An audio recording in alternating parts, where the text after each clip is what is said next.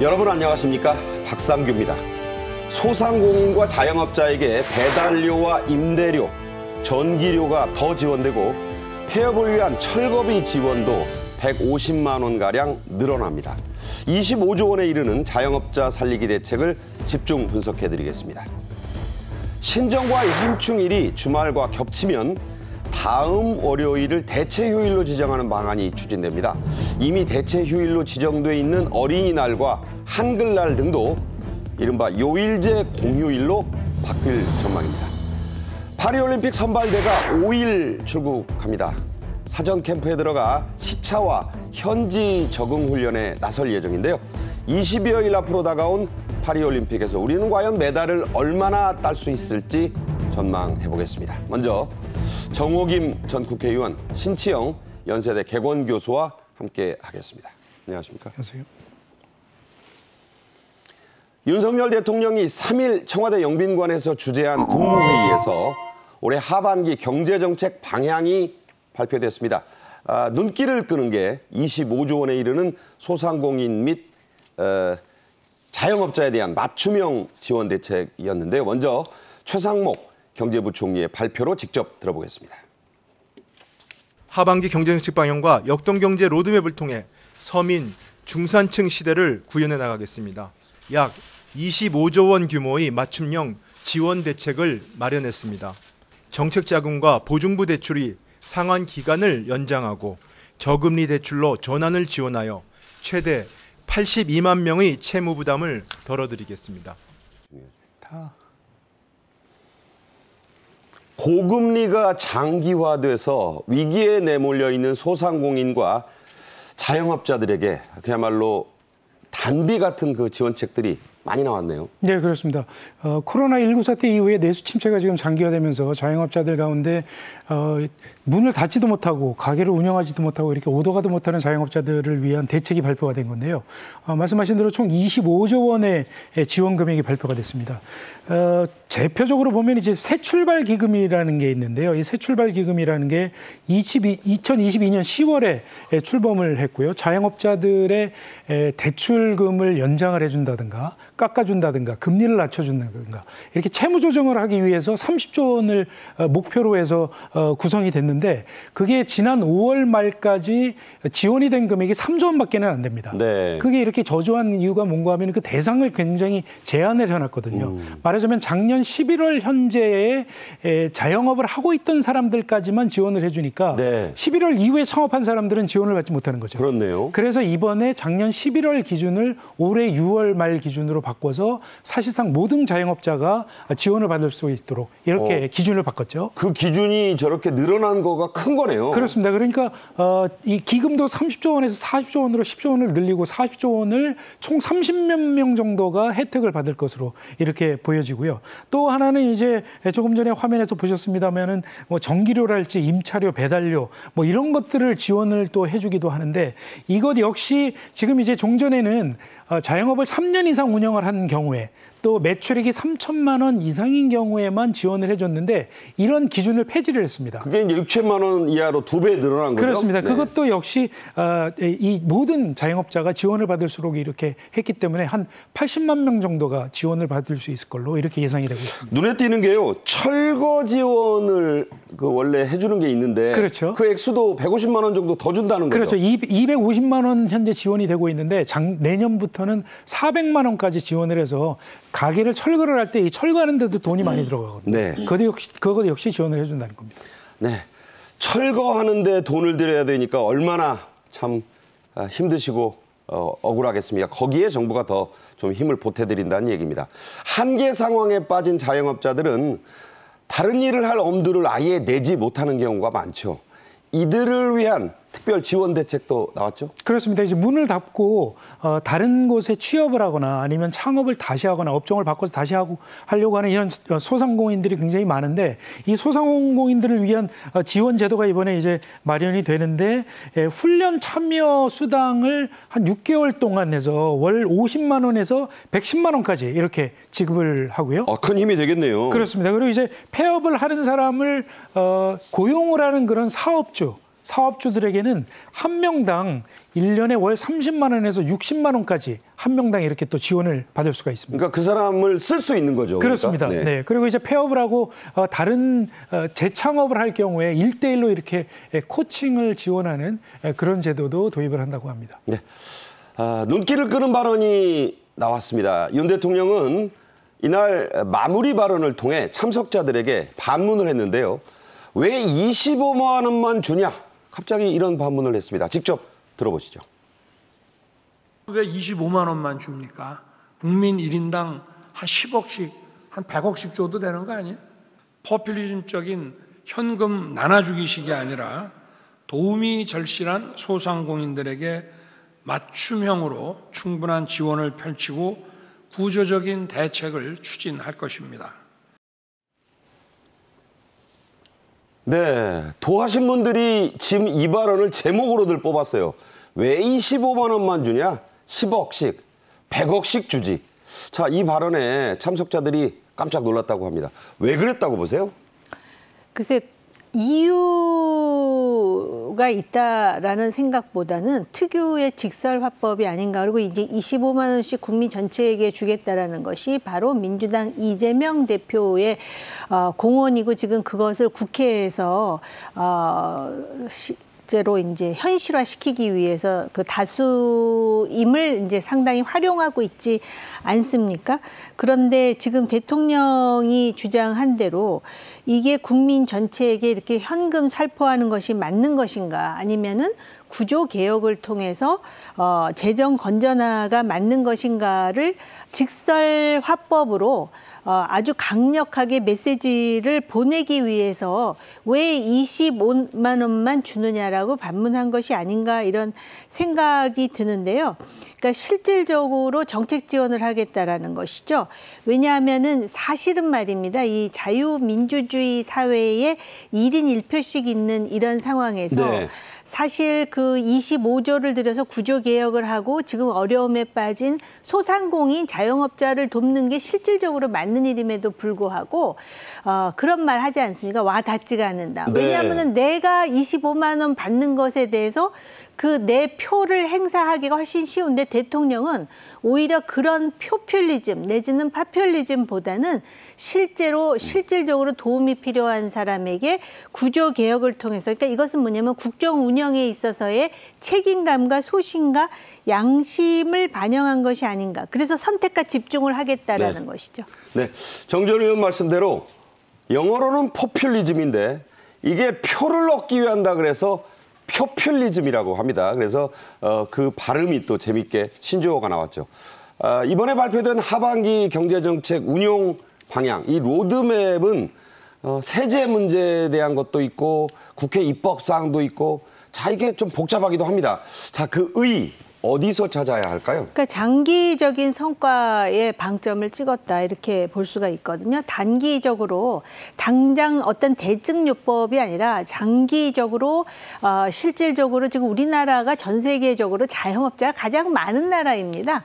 그런 나라에서 실제로 되는 사업은 계속해서 지원을 하고 안 되는 사업은 심지어는 철거에 대한 지원까지 함으로써 네. 구조적으로 그리고 장기적으로 뭔가 개혁을 모색한다라는 것에 그 방점이 있는 것인데요.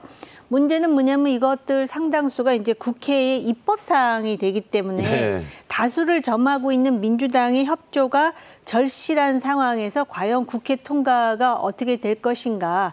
이 부분은 민주당도 똑같이 장기적인 관점에서 국민에게 실질적으로 도움이 되는 구조개혁이라는 인식을 같이 한다라는 전제인데 과연 그들이 얼마만큼 하고 있을까가 관건이라는 점에서 여전히 어려운 과제가 많습니다. 네, 많은 경제 전문가들이 올해 하반기에는 우리나라가 플러스 성장을 할 것이다.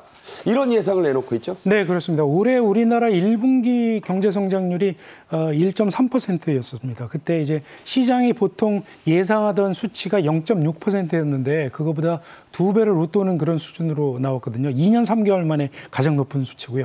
이렇게 1분기 성장률이 좋게 나온 건 무엇보다도 이제 수출이 호조세를 보여서 그런 거고요. 네. 우리나라 수출이 월간 수출이 9개월 연속 지금 전년 동기 대비해서 플러스를 보이고 있거든요. 그러니까요. 네, 그렇게 상당히 좋게 보고 있기 때문에 국내외 경제기관들도 우리나라 경제가 올해 견고하게 좀 성장을 할 것이다 이렇게 예측을 하고 있어서요.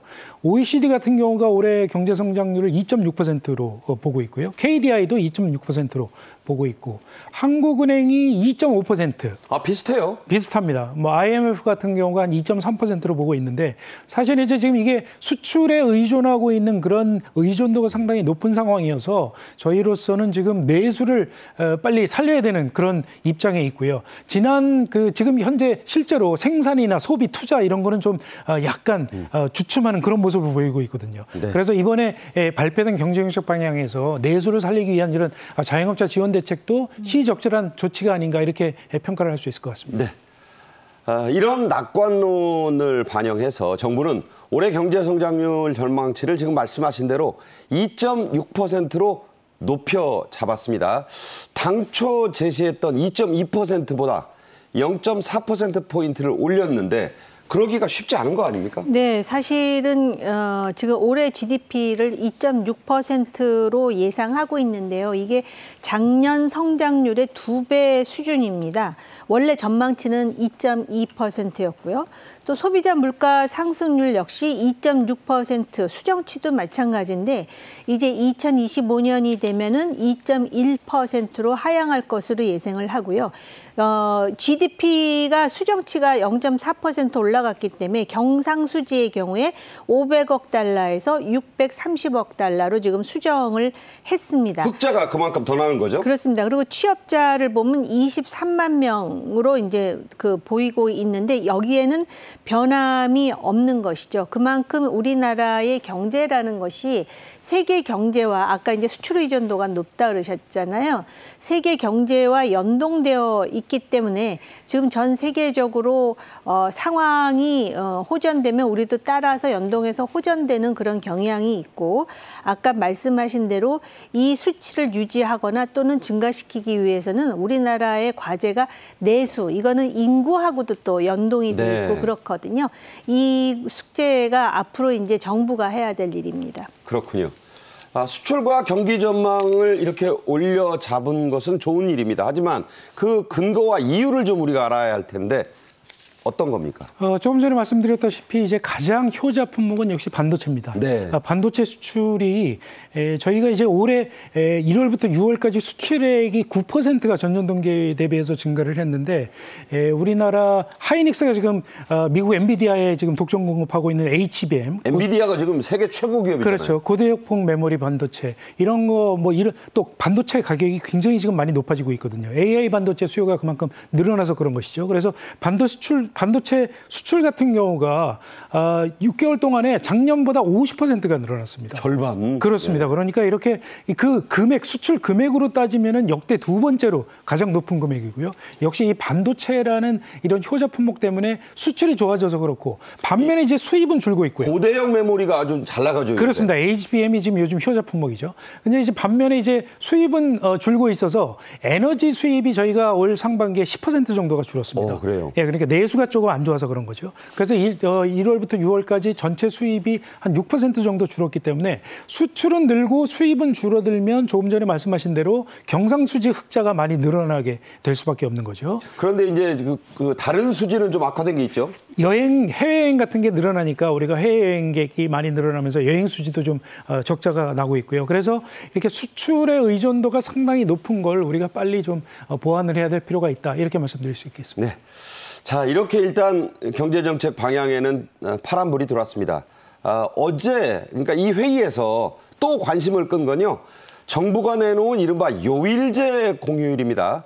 1월 1일 신정, 또 현충일이 주말과 겹칠 경우에 그 전 금요일이나 아니면 다음 월요일을 대체 공휴일로 한다는 거죠? 네, 그렇습니다. 그러니까 1월 1일 신정하고요. 6월 6일 현충일이 주말과 겹치면은 대체 공휴일을 이제 지정하겠다라는 것, 그걸 추진하고 있는 것이고요.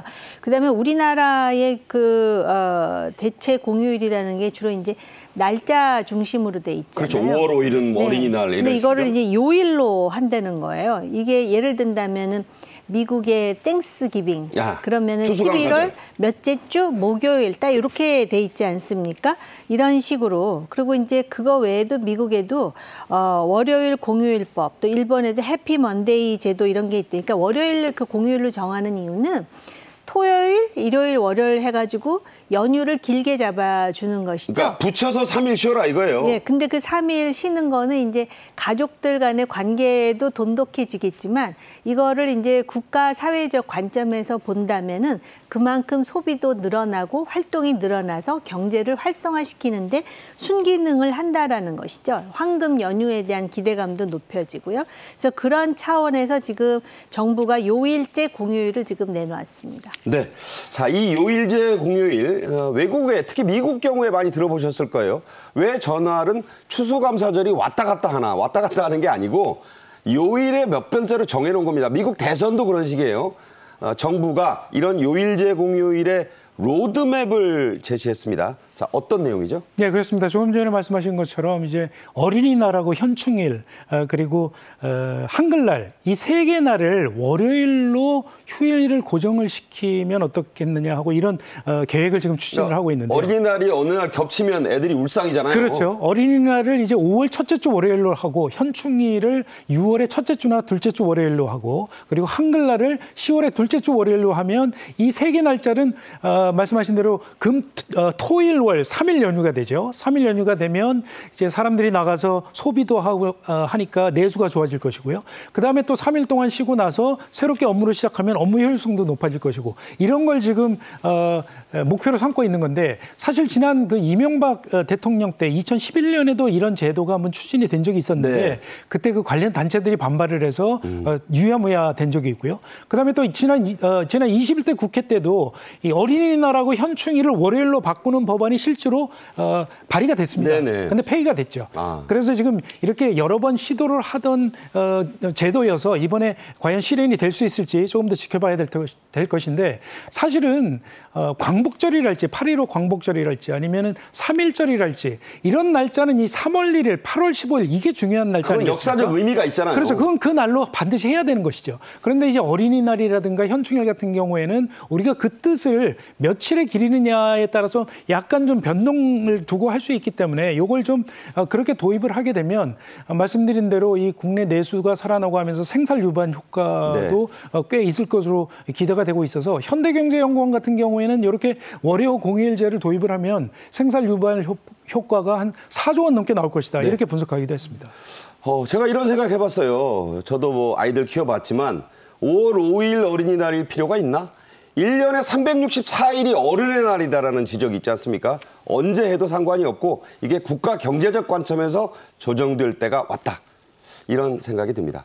자, 이런 휴일 변경은요. 국회 동의가 필요한 것도 있고 정부가 바로 시행할 수 있는 것도 있죠. 대체 공휴일로 하면은 정부가 그냥 시행령으로 할 수가 있는데 요일제 공휴일로 하는 거는 국회 입법 사항이라고 하는 거거든요. 민주당한테 물어봐야 되는군요. 근데 이제 이게 문제가 뭐냐면은 속으로는 일견 합리적이다라고 생각을 하면서 이게 정부가 주도했느냐 또는 야당이 주도했느냐에 따라서 신경전을 무의미한 일인데요.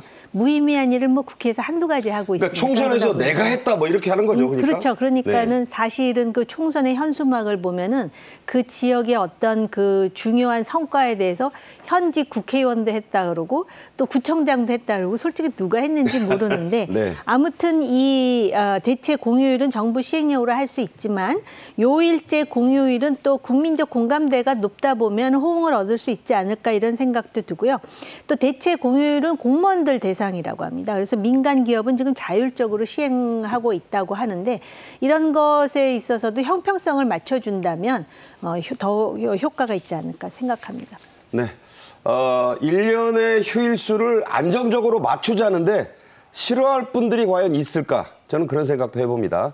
자, 재계와 소상공인 자영업자들은 정부의 하반기 경제정책 운용 방향에 대해서 환영의 뜻을 대체로 밝혔습니다. 성명들이 나왔죠? 네, 그렇습니다. 뭐 여러 단체가 환영하는 성명을 발표를 했는데요.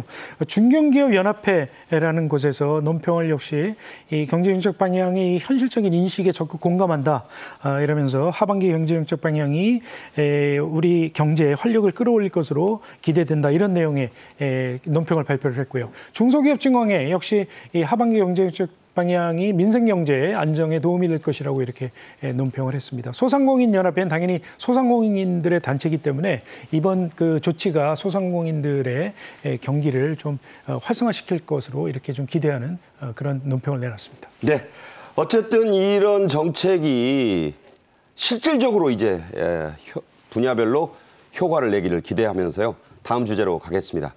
내년 최저임금도 업종 구분 없이 단일하게 적용되는 것으로 결론이 났습니다. 자, 이 부분에 대한 평가를 좀 해볼 텐데, 자, 어떻게 봐야 할까요? 그러니까는 업종을 구분해서 차등 적용하자라는 주장이 있었지만 그게 부결이 되고 모든 업종에 단일 적용을 하겠다라는 거예요. 그래서 지금 업종별 구분을 반대하는 표가 15, 그리고 찬성이 11표가 나와서 결국은 업종 구분이 없는 것으로 지금 적용하는 것인데 이 경영계의 경우에는 취약업종이 있으니 취약업종의 경우는 지불 능력이 아무래도 떨어지지 않겠습니까? 그래서 업종별 구분을 하자는 것인데 노동계는 그렇게 되면은 이거는 차별이다. 그래서 강력히 반대한다. 뭐 이렇게 얘기를 하는데요. 이 문제는 뭐냐면 이 노동계의 이 최저임금과 관련한 의사 결정을 하는 그 대표들이 민노총 소속들이 많은 것 같아요. 근데 민주노총은 대체로 큰 기업의 조직화된 노조 아닙니까? 근데 우리가 걱정하는 거는 자영업이라든지 또는 그 영세 기업들의 노동자들을 말하는 겁니다. 근데 네. 그 업에서 최저임금을 적용하다 보면은 업주들이 도저히 감당이 안 되니까 어떻게 합니까? 전부 해고를 시키고 자기 손으로 하는 그렇죠, 것이죠. 뭐. 그러니까 그러한 그 악순환이 지금 되풀이 될 수 있는 위험이 늘어났는데요. 실제로 최저임금법을 보면은 업종별 구분 적용이 가능하다고 합니다. 그럼에도 불구하고 이렇게 최저임금을 업종별로 구분하는 그 적용이 된 해는 그 최저임금법이 시행된 첫 해 외에는 없었죠. 전부 이제 그 차등 적용을 못하게 돼 있다 그러는데요.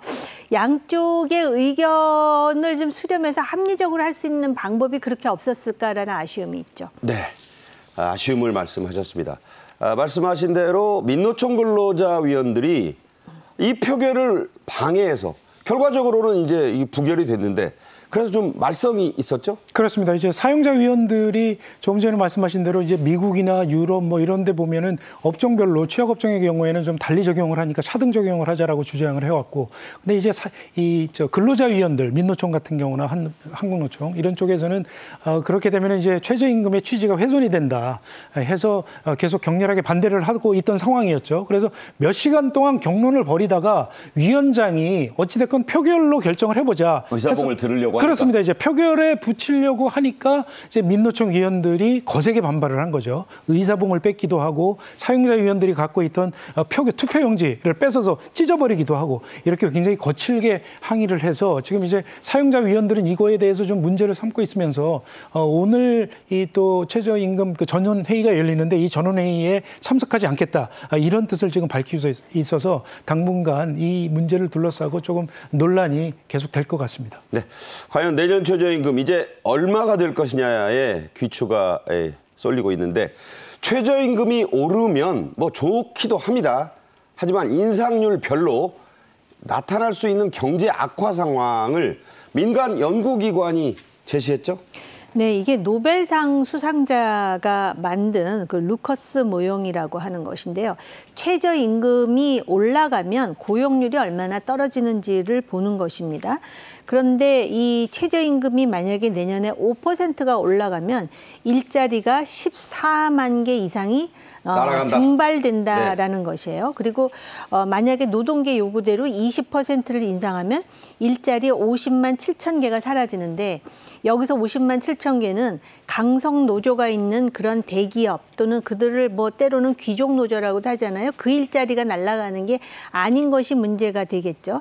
또 20%를 인상할 때 고용률이 1.1% 떨어져서 2008년도 금융위기 수준이 된다라는 것이거든요. 우리가 지금 다시 상기하자면 문재인 정권 때 그 잘못된 정책, 현실을 제대로 반영하지 않는 정책으로 최저임금하고 소득 주도 성장을 우리가 예시하고 있지 않습니까? 그렇죠. 그럼에도 불구하고 이것이 이렇게 유연하지 못한 방법으로 일방적으로 균등 적용된다. 물론 올라가면 좋죠. 그만큼 뒷받침이 되면 좋으나 실제로 현실적으로 그게 안 돼서 만약에 실업률이 더 높아진다면 이게 사회적으로 굉장한 문제가 될 것입니다. 왜냐하면 사회 안전망이라는 점에서도 이들은 굉장히 취약한 위치에 있거든요. 네. 서울 강남 한복판, 서울 시내 한복판의 편의점 최저임금과 아주 떨어진 어디 시골에 있는 편의점의 최저임금이 똑같다면 이게 결코 경제에 도움이 안 된다는 민간 연구기관의 지적이 나온 사실 다시 한번 알려드리면서요. 정호김 전 국회의원과는 여기서 인사드리겠습니다. 고맙습니다. 다음 주제입니다. 파리 하계올림픽이 이제 20여일 앞으로 다가왔습니다. 구기 종목들이 여자 핸드볼 하나밖에 출전하지 못하는 역대 최악의 상황이라는 우려 속에서도 우리 선발대가 5일 현지로 힘차게 출발하는데요. 먼저 영상으로 보겠습니다.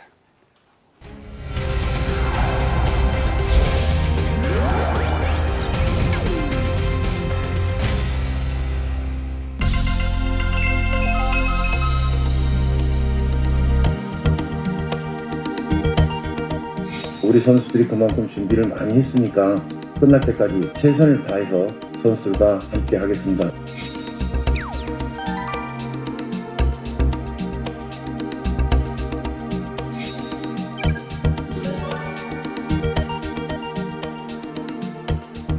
홍기 선수가 4위 30대의 기록을 스타트로 끊었기 때문에 이번 파리올림픽에서 굉장히 많은 선수들이 4위 30대의 기록을 욕심을 많이 낼 것 같아요.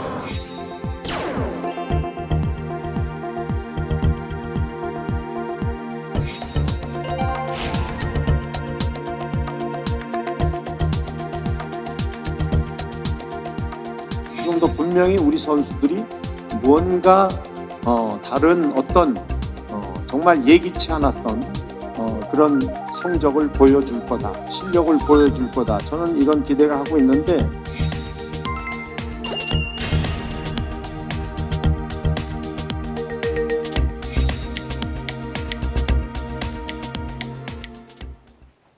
네, 이제 준비가 끝났습니다. 주사위를 던져야 될 때입니다. 이번 주제에는 최동호 스포츠 평론가도 함께합니다.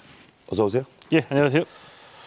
전투에서 가장 중요한 게 척후병, 또 선봉부대라고들 하는데 우리 국가대표 사전 선발대 5일 파리 현지로 출발을 하죠? 예, 그렇습니다. 내일 5명의 말씀하신 척후병 출발합니다. 네. 이들의 임무는 이번 이 파리 올림픽에서 우리 선수단이 이 파리시에서 한 70km 정도 떨어진 곳입니다. 이 퐁텐블르라는 곳에 네.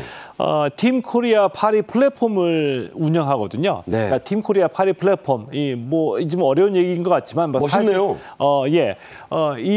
그냥 이 진천 선수촌을 그대로 이 파리시에서 70km 떨어진 이곳에다가 설치를 해서 우리로 치면 한 파주쯤인가요? 파주 그런 정도 되고요. 예. 평택이나 안성 정도 되겠죠.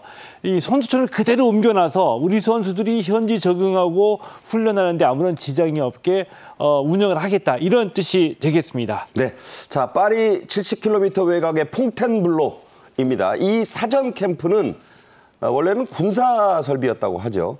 구체적으로 뭐를 갖추고 있고 무슨 일들을 하게 됩니까? 그러니까 원래 이제 퐁텐블로에 이제 캠프가 있습니다. 그러니까 프랑스 방위 스포츠 센터라는 곳인데요. 네. 비교하자면은 우리나라의 성남에 있는 국군체육부대와 같은 시설이라고 보면 됩니다. 그래서 이제 기본적으로 뭐 수영장이 있고요, 육상 경기장이 있고요, 실내 체육관이 있어서 많은 종목, 그러니까 이 올림픽에서 열리는 대부분의 종목 선수들이 훈련할 수 있고, 그리고 편하게 자고 먹을 수 있게 조리 시설과 이 숙박 시설도 함께 갖춰진 곳이거든요. 이 시설은 굉장히 훌륭한 곳인데 이곳을 우리 대한체육회가 임대를 해서 선수들이 사전 훈련 캠프, 그러니까 경기 당일에 우리가 도착하는 게 아니죠. 경기에 앞서서 도착하기 때문에 이 퐁텐블루에 있는 이 파리 플랫폼에서 현지 적응을 하고, 그리고 각 종목별 경기 일정에 따라서 선수촌에 입촌하게 되는 겁니다. 이 시설에는 선수들의 훈련 시설뿐만이 아니라 우리 급식센터도 설치가 되는데, 급식센터는 진천 선수촌에 있는 조리사들이 모두 다 이동을 했습니다. 그래서 진천에서 먹던 그대로 이제 급식이 되고요. 경기가 벌어지게 되면 선수들의 일정에 따라서 이게 또 우리 민족의 또 배달의 민족이 또 나옵니다. 전 세계 최고의 배달 이 시스템을 갖추고 있죠. 선수들 경기 일정에 따라서 도시락을 경기장으로 또는 선수를 실은 그 배민 아니죠? 예, 아닙니다. 그 배달의 민족. 때문에 뭐 전 세계 어느 그 선진국과 비교해 보더라도 이번에 이 파리 올림픽에서도 이 선수들의 그 지원은 세계 최상이다라고 말씀드릴 수 있죠. 네.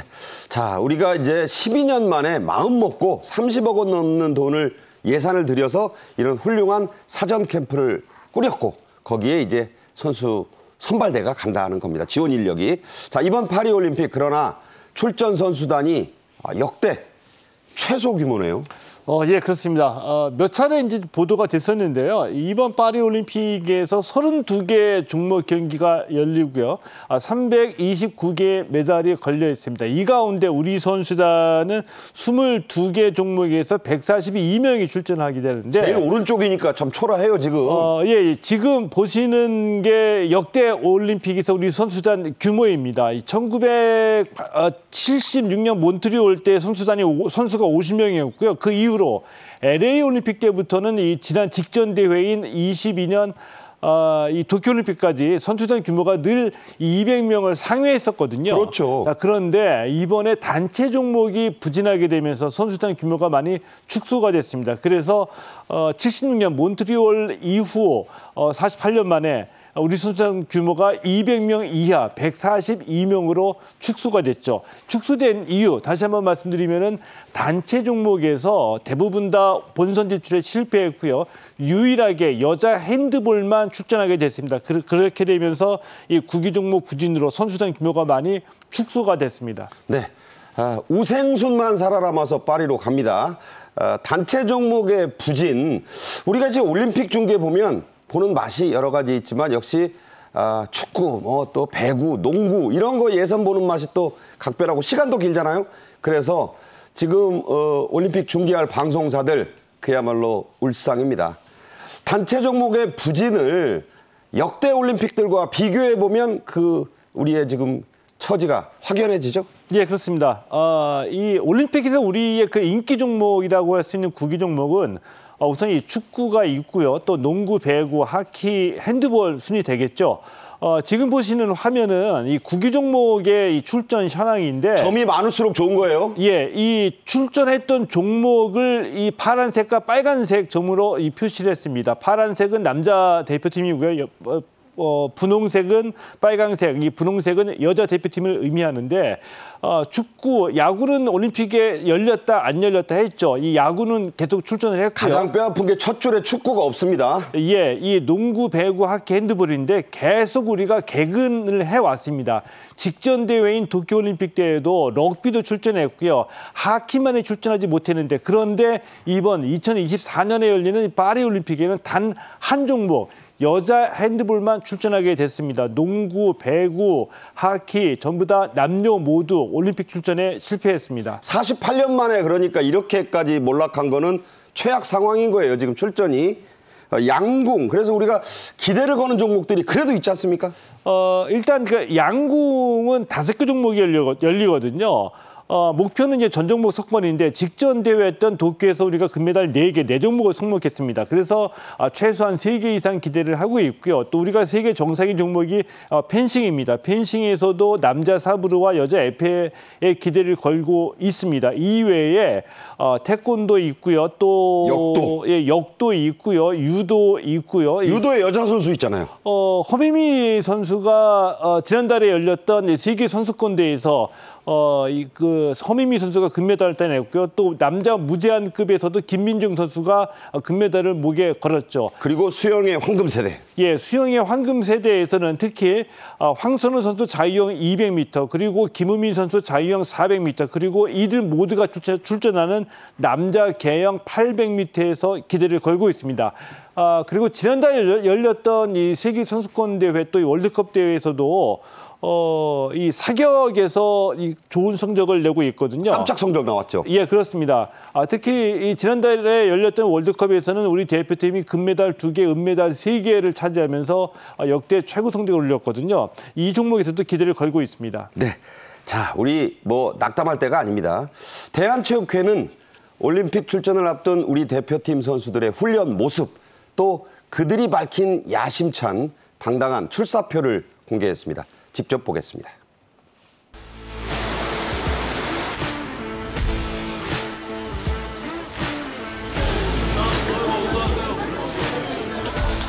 상황 경을 보여줄 수 있는 시합을 만들 수 있으면 좋을 것 같고요. 이제 남은 30일 잘 준비해서 활약을 잘 준비하겠습니다. 첫 출전이라는 무기를 앞세워서 그 없이 준비한 것부터 다 펼치고 한 달이라는 기한이 남았기 때문에 최대치로 끌어올리는 중.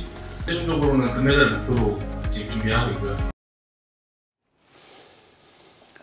얼마 전에 양궁 선수들이 축구장으로 빗속에 들어서는 모습 보신 분들 있을 거예요. 왜 축구장에 갔지? 자, 주몽의 후예라 불리는 우리 한국 양궁 단체전 여자 10연패를 노리고 있죠. 포구, 함성, 북소리, 야유 이걸 다 섞은 축구장 사격이랄까요? 그런 훈련까지 했네요. 예, 그렇습니다. 양궁은 올림픽 때 역시 이제 한국 양궁이죠. 이제 세계 모든 언론에서 한국 양궁이 왜 이렇게 강한가를 특별히 다룰 정도인데, 이제 특히 여자 양궁은 정말 미스테리합니다. 이 여자 양궁은 1988년 서울올림픽에서 단체전이 정식적으로 채택이 됐거든요. 88년 이후 단체전에서 지금까지 단 한 번도 금메달을 뺏기지 않았습니다. 만약 뺏기면 그게 뉴스예요. 예, 이번에 파리올림픽에서 10회 연속 우승에 도전을 하게 되고요. 이렇게 세계 정상을 지킬 수 있었던 비결 중에 하나가 공정한 국가대표 선발, 그리고 엄격한 국가대표 선수 관리이거든요. 매 올림픽 때마다 양궁 대표팀의 특별한 훈련이 화제가 되기도 하는데, 자, 이번에는 이제 축구 경기장에서 남자 대표팀과 여자 대표팀이 연습 경기를 가졌습니다. 이 양궁 대표팀이 지난달 29일에 전주 월드컵 경기장에서 훈련을 가졌거든요. 저도 봤어요. 네. 예, 킥오프 시작되기 전에 대표팀이 특별히 관중들에게 부탁을 했어요. 소리 좀 많이 질러라. 맞습니다. 우리 선수들이 활시위로 조준을 할 때 함성을 많이 지르고 야유를 보내달라. 그래서 적극 이 관중들이 호응을 했거든요. 이렇게 특별한, 그날 또 비가 많이 와서 이 폭우와 함성, 야유 속에서 이런 굉장히 악조건 속에서 훈련을 하면서 현지에서 벌어질 모든 변수에 대응하는 모습을 보여주기도 했습니다. 네.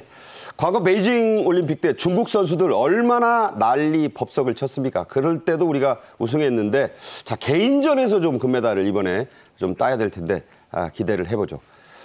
이런 특별훈련을 지켜본 유인촌 문체부 장관과 장미란 차관은 아낌없는 응원을 보냈습니다. 역대 최소 규모라 위축될 법도 한데 우리 대표 선수들의 훈련과 준비 자세 그 어느 때보다도 철저하다고 볼 수 있죠? 네, 그렇습니다. 유인촌 장관 현장에서 이 훈련을 지켜보고 나서 굉장히 선수들을 격려를 하면서 직접 경기를 보니까 좋은 성적을 기대할 수도 있겠다. 이런 얘기를 직접 하기도 했고요.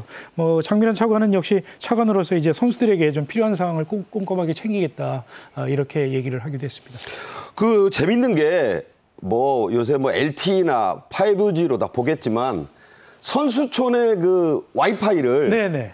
자정부터 다음날 새벽 5시까지 끊고 선수들도 동의했다고요? 네, 그렇습니다. 장재근 선수촌장이 직접 밝힌 얘기인데요. 장재근 선수촌장이 지난달 26일 날 진천 선수촌에서 미디어데이 행사를 가졌는데 이 자리에서 밝힌 내용인데 몇 가지 얘기를 했습니다. 우선 새벽 훈련을 그동안은 자율적으로 참여하도록 했는데 의무적으로 일주일에 4차례 참여하도록 이렇게 했다고 하고요. 2주에 한 번씩 산악구보, 선수들이 제일 싫어하는 훈련 중에 그 산악구보 아주 죽는다던데. 그렇습니다. 예. 이 산악구보를 의무적으로 참여하도록 이렇게 했다고 하고요. 그다음에 조금 전에 말씀하신 것처럼 장재근 선수촌장의 얘기는 이 선수촌에 누가 들어와 있는지 서로 알아야 서로 팀워크도 높아지고 집중력도 높아지고 서로 의지를 다질 수 있다. 뭐 이렇게 좀 설명을 하고 있고 네. 와이파이 같은 경우에는 이제 뭐 사실 인터넷 와이파이를 차단을 해도 선수들이 하려면 하죠. 그럼요. 5G 가지고도 접속을 할 수도 있을 거고 그런데 이제 선수들이 이제 국가대표까지 되는 선수들이 자기 관리를 훌륭하게 하기 때문에 그러나 와이파이는 끊는다. 네, 그런 의지를 보여준 것으로 해석할 수 있을 것 같습니다. 네. 자, 우리나라의 이번 파리올림픽 메달 성적 다들 국민 여러분께서 기대하실 텐데 자, 예상을 해봐야죠. 예. 자, 일단은 대한체육회는 이 파리올림픽에서 금메달 5개로 이 금메달 기준으로 한 순위에서 15위를 목표로 한다라고 밝혔거든요. 자, 근데 이 금메달 이 목표는 최대치와 최저치를 볼 수가 있는데 늘 대한체육회는 이 최저치, 그러니까 목표 달성에 대한 부담 때문에 최저치를 발표는 하고 했습니다. 가장 바닥이 금메달 6개가 2번 나왔죠. 예, 그렇습니다. 우리가 지금 보시는 이 하계올림픽 대한민국 성적을 보게 되면은 지금까지 성적이 이 세계 탑10을 유지를 해왔거든요. 쭉 하다가 이제 다만 27년 호두니 2000년 시드니 올림픽 때하고 2020년 대회 때 이 10위권 밖으로 밀려났는데 중요한 것은 2008년 베이징 올림픽과 2012년 런던 올림픽에서 금메달 12개로 최고 성적을 찍고 난 뒤에 추세적으로 금메달 수가 지금 줄어들고 있습니다. 네. 올림픽에서 경쟁력이 좀 약하다고 있다는 얘기가 많이 나오고는 있는데요. 그럼에도 불구하고 자, 이번 파리 올림픽에서 대한체육회가 제시한 금메달 5개보다는 오히려 금메달이 더 많이 나올 가능성도 있다라고 저는 보거든요. 그러니까 미국 분석업체도 그랬어요. 예, 미국의 분석업체가 올림픽 때마다 이제 해외 업체에서 이 메달 전망을 내놓는데 이번에 미국의 한 그 데이터 분석업체에서는 우리의 성적을 금메달 9개로 분석을 했습니다. 근데 재미있는 게 해외 업체에서 우리의 그 올림픽 경쟁력을 분석하고 전망할 때마다 늘 이전 대회까지도 그랬고요. 어쩌면 이 코리아 디스카운트가 적용이 됐습니다. 자, 그래서 해외 업체들이 분석한 것보다는 실제로 보면 우리가 늘 좋은 성적을 거뒀거든요. 이 때문에 이번에도 금메달 5개 이상, 대한체육회가 제시한 목표 이상의 성적이 나올 가능성도 높다라고 봅니다. 네. 시험 잘 볼 거라고 큰 소리 치다가 낙제하는 것보다는요. 이번에 공부 하나도 안 했어. 그랬는데 합격을 해야 더 기쁨이 커지는 거죠. 올림픽 주무장관인 유인촌 문체부 장관이 응원 메시지를 전했습니다. 직접 들어보시죠. 지금도 분명히 우리 선수들이 무언가 다른 어떤 정말 예기치 않았던 그런 성적을 보여줄 거다, 실력을 보여줄 거다. 저는 이런 기대를 하고 있는데. 네. 온 국민이 바라는 바겠지요. 문체부는 이번 파리올림픽을 계기로 K컬처 알리기에 적극적으로 나설 방침이죠? 네, 그렇습니다. 코리아하우스라고 이렇게 파리 중심부에 파리 7구에 3층짜리 건물을 단독으로 임차를 해서 여기에 차릴 계획인데요. 보통 이제 코리아하우스 같은 경우에는 이제 선수들의 기자회견이랄지 이런 스포츠를 지원하는 쪽으로 그동안 활용이 되었는데 이번에는 K컬처를 홍보하는 데 이렇게 활용이 된다고 합니다. 그래서 뭐 한국 콘텐츠문화진흥원 또는 뭐 관광공사 이런 곳들이 가서 한복 패션쇼도 열리고요. 뭐 게임이나 웹툰 이런 K 콘텐츠를 상영을 하기도 하고 또 발레 관계 없이 가도 재밌겠어요. 그렇습니다. 발레 쇼도 열리고 이렇게 여러 가지 한국의 문화를 알리는 이런 행사들을 다채롭게 준비하고 있다고 합니다. 네, 코리아 하우스 인 파리입니다. BTS의 맏형이죠. 지인이 파리올림픽 성화봉송에 참여했다고 해서 아주 화제가 되고 있네요.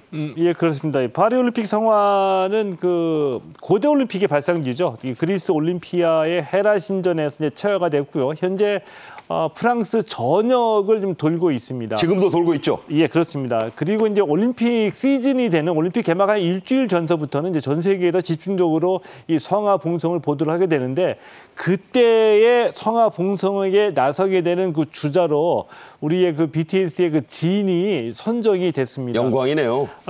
바쁘네요, 무척. 왜냐하면 지난달에 전역했거든요. 네, BTS의 멤버 중에는 가장 먼저 전역을 했는데 전역하자마자 이 프랑스를 가서 한국의 이름으로 이 올림픽 성화 봉송에 나서게 됐습니다. 네, 장소나 뭐 어느 코스나 이런 거는 비공개합니다. 그런데 진만 그런 게 아니고요. 이것도 막 몰려드는 사람들 무슨 일이 있을지 몰라서 어디서 나올지는 모릅니다. 자, 오비 맥주 카스가 주류 중에서 한국 유일의 올림픽 공식 파트너가 됐다고요? 네, 그렇습니다. 그래서 주류 브랜드로서는 처음으로 공식 파트너가 됐고요. 그래서 이번 기회를 계기로 해서 굉장히 열심히 지금 스포츠 마케팅을 계획을 하고 있는데 카스 맥주하고 카스 프레시 또 이제 무알콜 맥주라고 해서 카스 0.0이라는 제품이 있는데 0.0? 이 두 가지 제품에 올림픽 오륜기하고 그다음에 이제 오피셜 파트너라는 그런 로고를 새긴 그런 스페셜 올림픽 에디션을 내놓을 계획이고요. 코리아하우스에 뭐 카스포차도 생긴다고. 예, 포차를 현지에 만들어서 한국의 주류 문화를 좀 알릴 계획이라고 합니다. 네. 그리고 이제 외국 브랜드긴 합니다만 파워에이드 파리올림픽의 공식 스페셜 음료로 선정됐다는 소식도 함께 전합니다. 지금까지 신치영 연세대 격언교수, 최동호 스포츠평론가와 함께 말씀 나눴습니다. 잘 들었습니다. 고맙습니다. 7월 4일 목요일 생방송 정책인 이슈 여기서 모두 마치겠습니다. 내일도 정책인 이슈 생방송은 오후 1시에 이루어지고 하루 3번 재방송과 KTV 유튜브로 언제든 다시 보실 수 있으니까요. 많은 시청 부탁드립니다. 오늘도 안전하고 건강하고 멋진 하루 보내십시오. 고맙습니다.